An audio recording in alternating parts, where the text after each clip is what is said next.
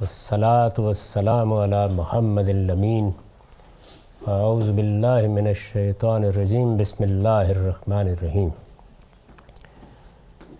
خواتین و حضرات، ہم سورہ اعراف کی آیت 17 سے درس کی ابتدا کر رہے ہیں۔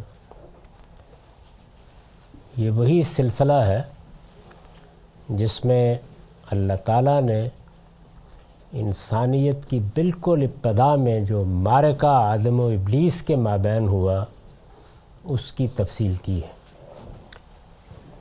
اور یہ تفصیل جس پس منظر میں کی گئی ہے وہ میں بار بار اشارہ کر رہا ہوں کہ قریش کو مخاطب کیا ہے۔ رسول اللہ صلی اللہ علیہ وسلم کی قوم وہی اس سورہ کے مخاطبین، اصل مخاطبین وہی ہیں، ان کو خطاب کر کے یہ سب داستان سنائی جا رہی ہے تاکہ وہ دین کی حقیقت کو بھی سمجھیں اور اس کشمکش کو بھی سمجھیں جو ابلیس میں اور اولاد آدم میں برپا ہے۔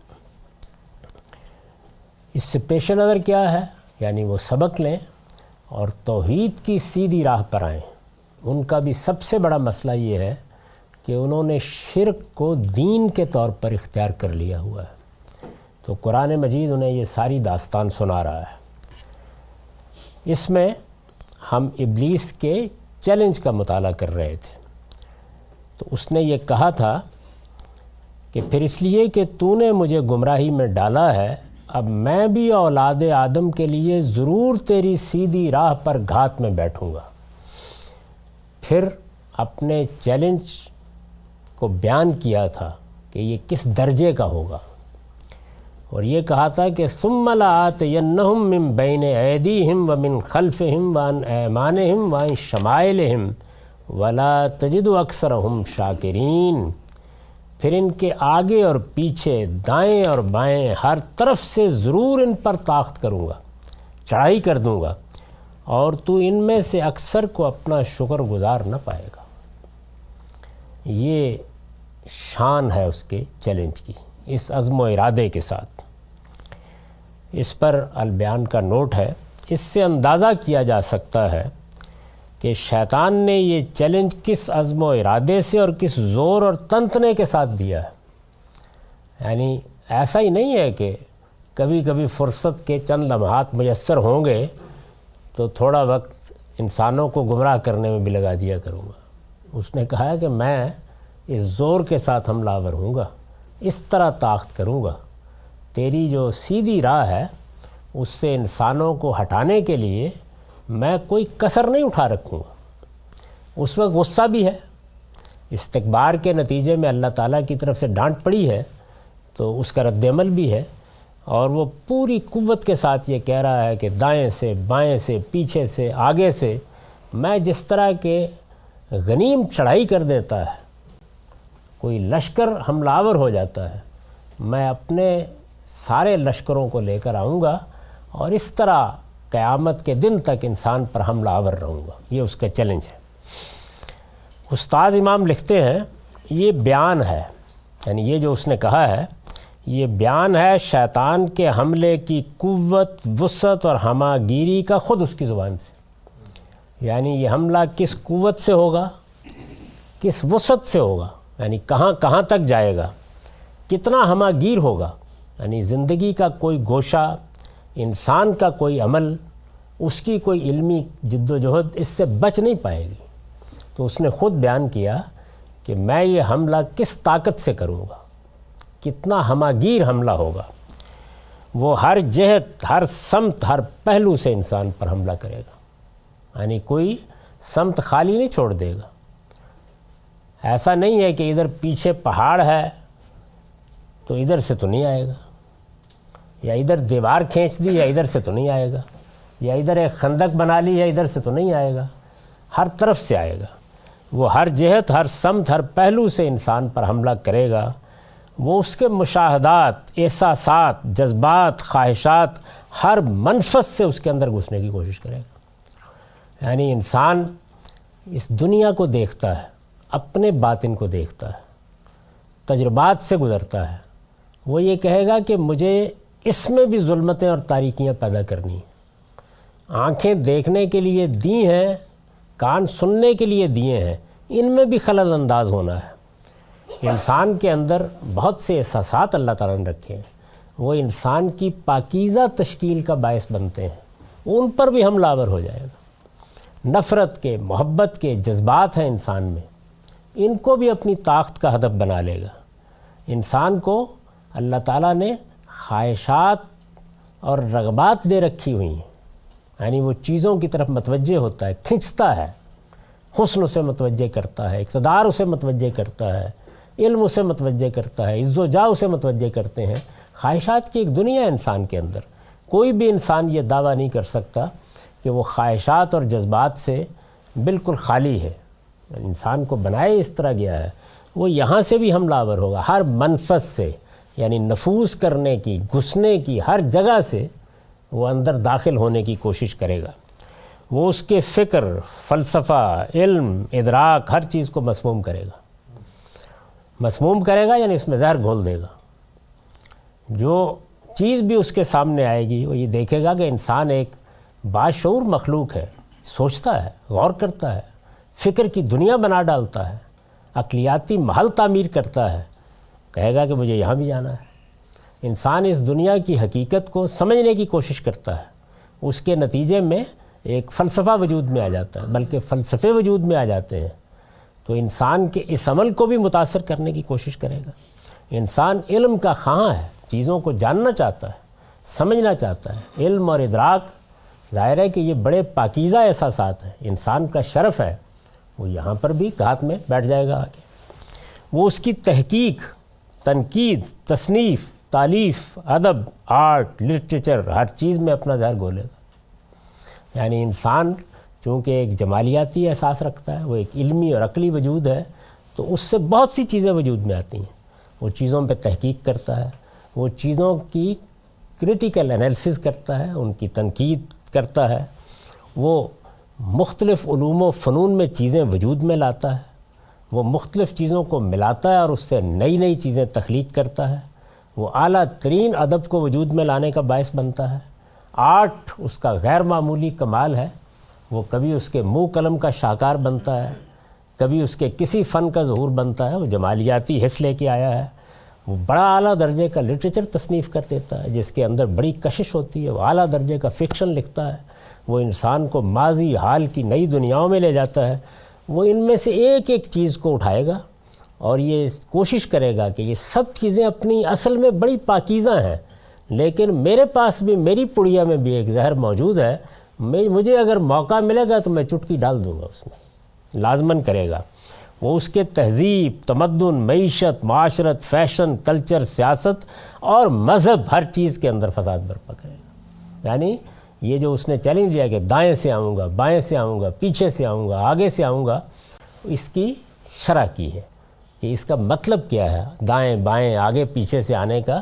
یعنی انسان کے وجود سے جو چیزیں ظہور پذیر ہو رہی ہیں وہ ان سب کو موضوع بنائے گا۔ انسان جس وقت لوگوں کے ساتھ معاشرت پیدا کرتا ہے تو اس کے نتیجے میں روایات جنم لیتی ہیں، تہوار آتے ہیں، موسموں کے ساتھ انسان اپنے باطن کو ظاہر کرنے کے لیے رسوم ایجاد کرتا ہے۔ یہ ساری چیزیں مل کر رہن سہن، اٹھنا بیٹھنا، ضیافت کے آداب تہذیب بناتے ہیں۔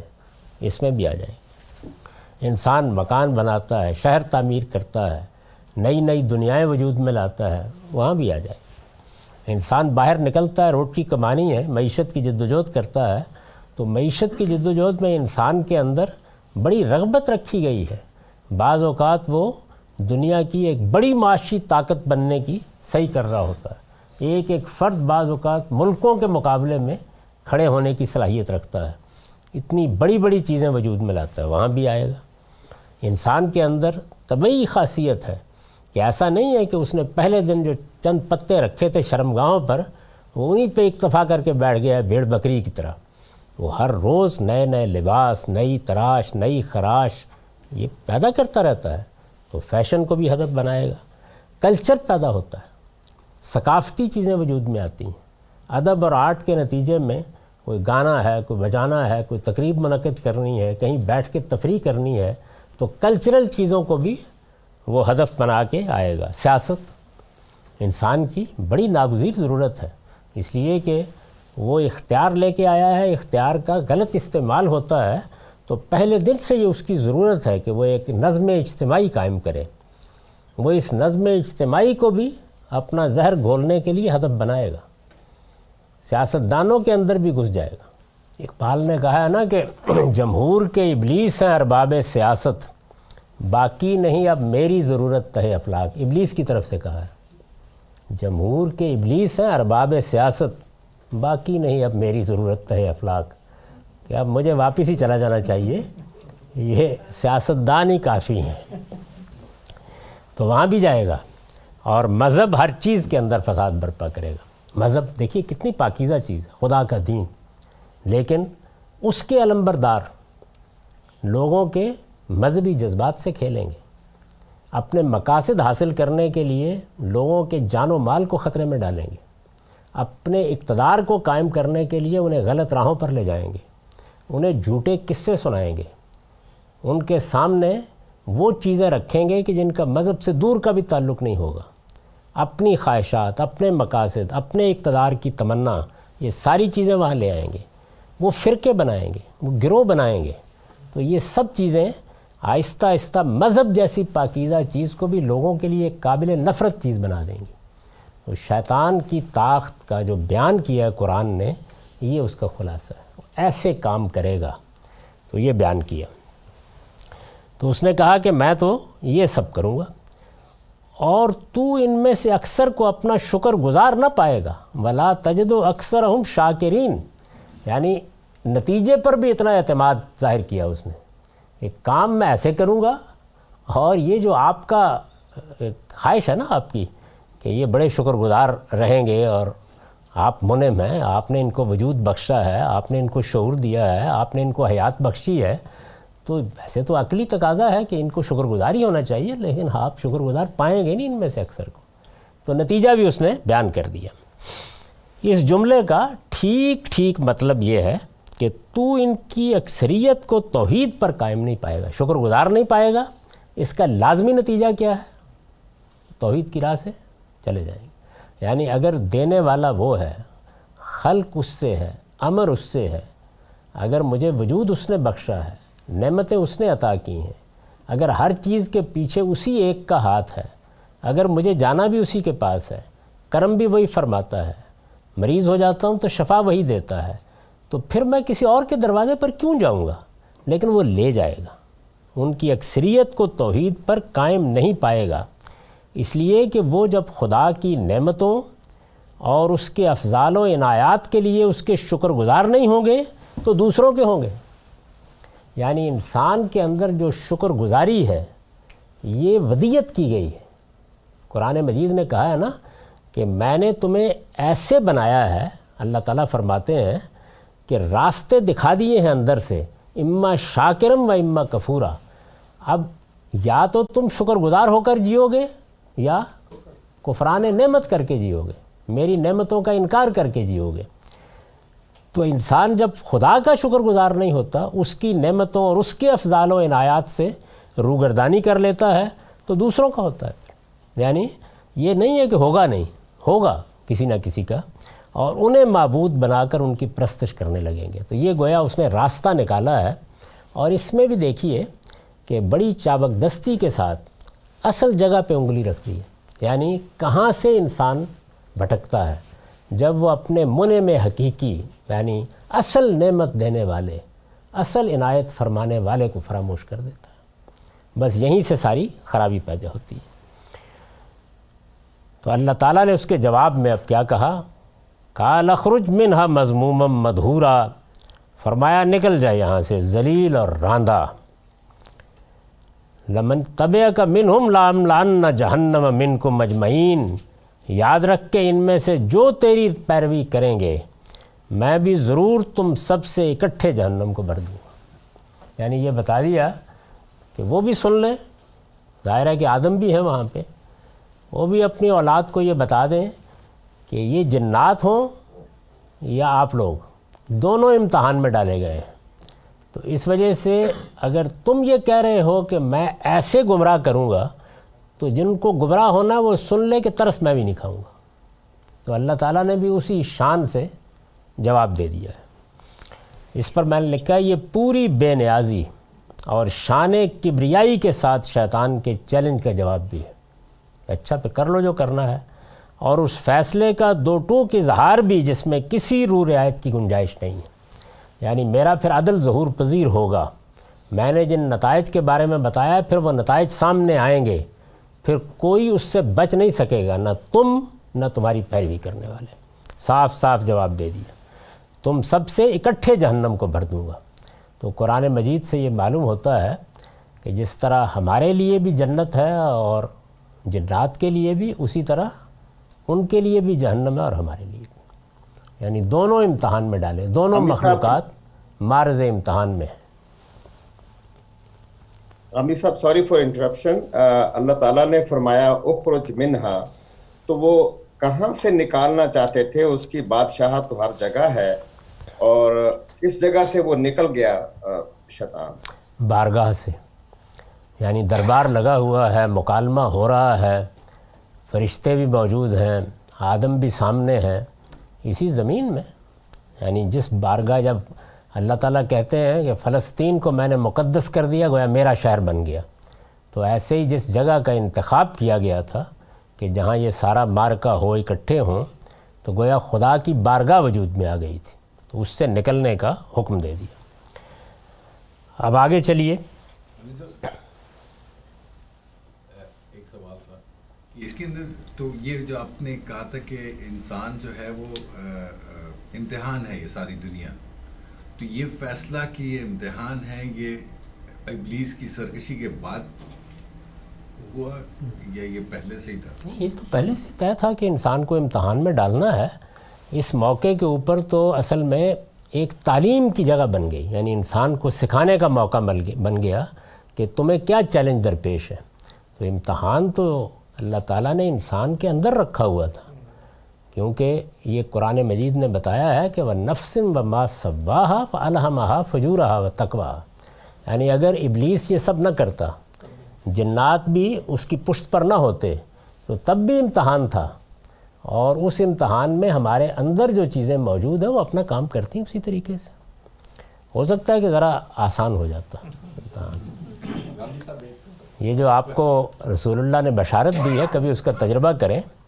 یہ فرمایا ہے نا کہ رمضان میں کیا ہوتا ہے، اس مہینے میں جنات کو طاقت کرنے سے روک دیا جاتا ہے، شیاطین جن کو روک دیا جاتا ہے، بس اتنا ہی ہوتا ہے۔ باقی جو ہمارے اندر شیطان ہے وہ کام کرتا رہتا ہے اپنا۔ تو جیسی کچھ اس وقت فضا پیدا ہوتی ہے، بس ویسی دنیا ہوتی ہے۔ فالو اپ کوسچن تھا غامی صاحب، شیطان کا چیلنج خدا کو جو ہے، ہم اگر اپنی عقل سے سوچیں، کوئی ایک شخص دوسرے کو جب چیلنج کرتا ہے تو ایک سم ہاؤ اس کو کانفیڈنس ہوتا ہے کہ وہ اس کے برابر ہے، یا اس کے پاس اتنی طاقت ہے کہ وہ دوسرے کی طاقت کو نیچا دکھا سکتا ہے۔ یہاں شیطان تو خود ایک مخلوق ہے، تو اس کو یہ ساری حقیقت جاننے کے باوجود کہ وہ خدا کو چیلنج کر نہیں سکتا، تو وہ خدا کو کیوں چیلنج کر رہا ہے؟ اسے یہ معلوم تھا کہ اللہ تعالیٰ نے انسان کو اختیار دے کر مداخلت نہ کرنے کا فیصلہ کیا ہے، تو اس لیے جو میرے سامنے میدان ہے وہ میں جیت سکتا ہوں۔ اگر اللہ تعالیٰ یہ بتا دیتے کہ جیسے ہی میرا بندہ غلطی کرے گا تو میں پکڑ کے بچا لوں گا اس کو، تو پھر وہ خدا سے براہ راست لڑائی ہو جاتی، تو ایسا نہیں ہے۔ اس کے بعد اب آگے اللہ تعالیٰ نے کیا کیا، یعنی اس سے کہا کہ اب بارگاہ سے نکلو اور جاؤ، اب دنیا میں تم راندہ درگاہ اور ذلیل ہو کر رہو گے۔ اور ادھر سے منہ موڑ کر آدم سے کیا کہا، بارگاہ میں کھڑے ہیں نا سب، وَيَا آدم اسکن انت وزوجک الجنہ فکلا من حیث شئتما ولا تقربا هذه الشجرہ فتکونا من الظالمین۔ ہم نے آدم سے کہا، یعنی اس سے منہ موڑا، آدم سے کہا، اے آدم تم اور تمہاری بیوی دونوں اس سامنے کے باغ میں رہو اور اس میں سے جہاں سے چاہو کھاؤ۔ یہ جو باغ ہے اس پر میں نے لکھا ہے یہ غالباً اسی دنیا کا کوئی باغ تھا۔ ایک بڑی غلط فہمی یہ ہوئی کہ عربی زبان میں جنت کا مطلب ہے باغ، عربی میں جنت کا لفظ باغ کے لیے استعمال ہوتا ہے. میرا باغ ہو تو وہ بھی جنت ہے. وہ الجنہ ہے یعنی اللہ تعالیٰ کا لگایا ہوا وہ ابدی باغ. تو باغ تو دنیا میں ہم سب کے ہیں. آپ سورہ قلم میں باغ والوں کا قصہ پڑھیں, سورہ نون یا سورہ قلم میں, تو اس میں بھی یہی جنت کا لفظ آیا ہے. تو یہ دنیا ہی کا ایک باغ تھا, لیکن چونکہ جو آگے اللہ تعالیٰ ہمارا مستقر بنانے والے ہیں اس کو بھی باغ یا جنت ہی کہا گیا ہے.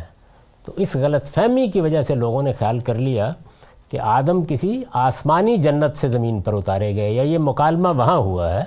یہ کوئی ضروری بات نہیں ہے, یہ ماننا لازم نہیں ہے. یعنی اللہ تعالیٰ نے خود قرآن میں صراحت کی ہے کہ اسی زمین کی طین لازب سے, مٹی سے, دلدل سے, سمندروں کے کنارے جو کیچڑ بن جاتی ہے اس سے ہم نے آدم کو بنانے کی ابتدا کی تھی. یہ بتایا ہے کہ وہ اس سے بننے کے بعد ایک حیوانی وجود کے طریقے کے اوپر تشکیل پا گیا تھا اور آگے اپنی نسل پیدا کرنے کی صلاحیت بھی اس میں ہم نے رکھ دی تھی. یہ بتایا ہے کہ پھر اسی زمین کے اوپر فسواہا, ہم نے اس کا تسویہ کیا, نقص ایک سے اس کو درست کرنے کا عمل کیا. پھر بتایا ہے کہ ہم نے اس کے اندر وہ شخصیت پھونک دی جس کو آپ انسان کہتے ہیں. یہ سارا معاملہ اسی زمین پر ہوا ہے, اسی مٹی سے ہوا ہے. خلقہ من تراب, یعنی یہاں پیدا ہوا ہے, وہ کسی دوسری جگہ پر پیدا نہیں ہوا.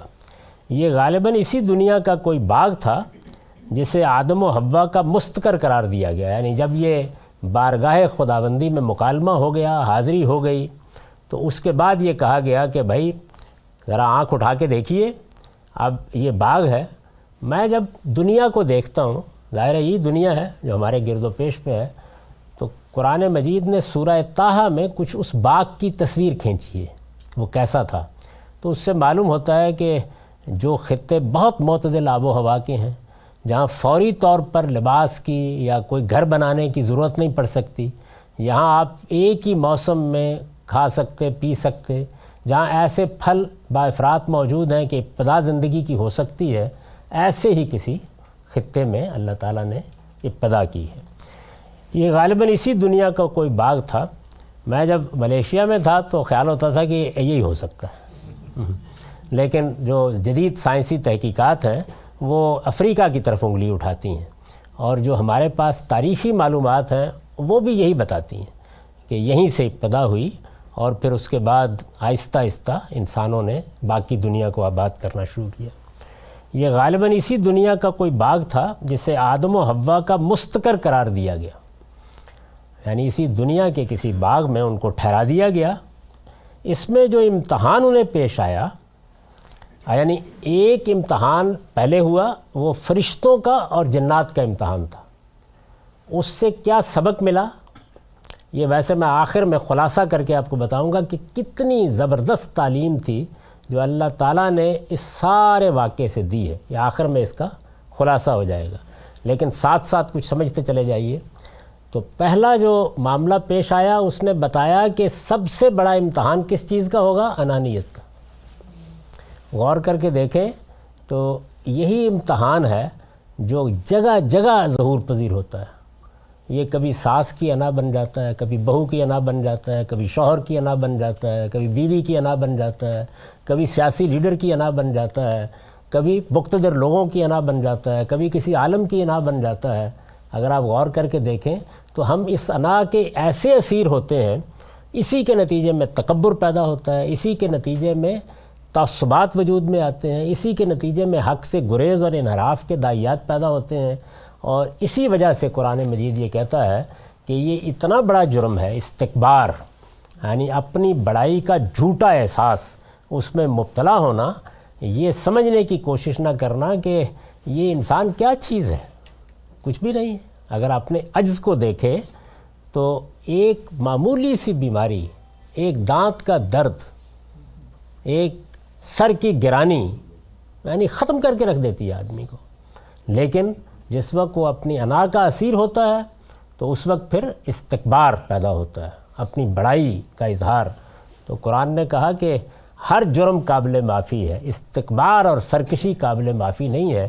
چنانچہ فرمایا ہے کہ اونٹ سوئی کے ناکے میں داخل ہو سکتا ہے, کوئی استکبار کرنے والا جنت میں نہیں جا سکتا. اور یہ بنیادی بیماری ہے. اس کا اظہار ہوا اس موقع کے اوپر. کیسے ہوا کہ فرشتوں، ایک برتر مخلوق نے، یعنی سب سے برتر مخلوق، سب سے اعلیٰ مخلوق، انہوں نے پلٹ کے کہا بھی نہیں کہ پروردگار ہم تو تسبیح و تقدیس پہ مصروف، اعلیٰ درجے کی مخلوق، بارگاہ عالی تک رسائی، آپ کے معاملات انجام دینے کے لیے ہر وقت تیار، آپ ہمیں کہہ رہے ہیں کہ ہم اس مٹی کے پتلے کے سامنے جھک جائیں؟ نہیں کہا انہوں نے، بلکہ جیسے ہی حکم دیا گیا جھک گئے. امتحان میں کامیاب ہوئے. جنات بھی بیشتر ہوئے، لیکن ابلیس اور اس کے کچھ ساتھی، یعنی لیڈر کے دائیں بائیں کچھ لوگ ہی ہوتے ہیں، تو وہ بہرحال ناکام ہو گیا اس میں. تو پہلا گویا یہ مشاہدہ ہوا آدم کو کہ یہ وہ جگہ ہے جہاں سے میرے اوپر طاقت ہوگی. میرے اندر بھی یہ چیز موجود ہے، میں بھی اپنی بڑائی کا احساس رکھتا ہوں، لیکن بڑائی کا احساس کوئی چیز نہیں، خالق کا حکم اصل چیز ہے. اب وہ دوسرا مرحلہ پیش آ گیا. یعنی ایک امتحان سے نکلے، وہ کن کا تھا؟ وہ مظاہرہ کرایا گیا کہ تمہارے سامنے ایک انتہائی برتر مخلوق، دو مخلوقات پہلے موجود تھیں، فرشتے موجود تھے اور جنات موجود تھے. دونوں کا امتحان کر کے بتا دیا کہ بہت بڑی چیز کیا ہے؟ انانیت. کیونکہ شعور جہاں آئے گا انانیت آئے گی. تو خدا نے جن مخلوقات کو شعور نہیں دیا، آپ دیکھیں ان میں انانیت کا ظہور نہیں ہوتا، وہ اپنی جبلت کا اظہار کرتے ہیں. لیکن شعور جہاں آئے گا، یہ شعور خدائی چیز ہے. یعنی یہ اصل میں وہ رضا ہے جو خدا ہی کے اوپر، اور اسی کا ایک پرتو انسان پر پڑا ہے. تو نتیجے کے طور پر انسان اس غلط فہمی میں مبتلا ہو جاتا ہے. اس میں جو امتحان انہیں پیش آیا، اس سے دونوں پر یہ بات واضح ہو گئی کہ شیطان ان پر حملہ کرے گا تو کہاں سے کرے گا. یعنی اب باغ میں ایک دوسرا امتحان پیش آ گیا جو خود انسان کا ہوا. تو دوسری جگہ کون سی ہے جہاں سے شیطان حملہ کرے گا؟ پہلی جگہ کون سی تھی؟ انانیت. میرے اندر اپنا شعور اور اپنے شعور کا حدود سے متجاوز ہو جانا. تو انانیت، یہ جو ایگو ہے انسان کے اندر، یہ پہلا مسئلہ بنتی ہے. آپ دیکھیں ہماری پوری معاشرت میں ہر جگہ اسی کے فساد کا ظہور ہوتا ہے. دوسری چیز کیا تھی؟ وہ اب آگے آ رہی ہے. تو کہا اس کو، آدم سے یہ کہا کہ یا آدم اسکن انت وزوجک الجنہ فکلا من حیث شئتما ولا تقربا ہذہ الشجرہ فتکونا من الظالمین. اے آدم، تم اور تمہاری بیوی دونوں اس باغ میں رہو اور اس میں سے جہاں سے چاہو کھاؤ، ہاں البتہ تم دونوں اس درخت کے پاس نہ جانا. یعنی اشارہ کر کے کہا کہ یہ کام نہیں کرنا بس. تو گویا کیا ہوا؟ یعنی اللہ تعالیٰ نے کھانے پینے رہنے بلسنے کی اجازت دے دی اور یہ کہا تمہارے ہی لیے ہے سب کچھ، لیکن ایک جگہ پابندی لگا دی. تو اس کو یہاں پہ الشجرہ کہا ہے، یعنی اس درخت کے پاس نہ جانا. باغ کے بارے میں تو میں نے عرض کر دیا کہ یہ غالباً اسی دنیا کا کوئی باغ تھا جسے آدم و حوا کا مستقر قرار دیا گیا. اس وجہ سے اس تصور کی کوئی دینی بنیاد نہیں ہے کہ کہیں اوپر انسان کو بنایا گیا اور وہاں سے نازل کیا گیا.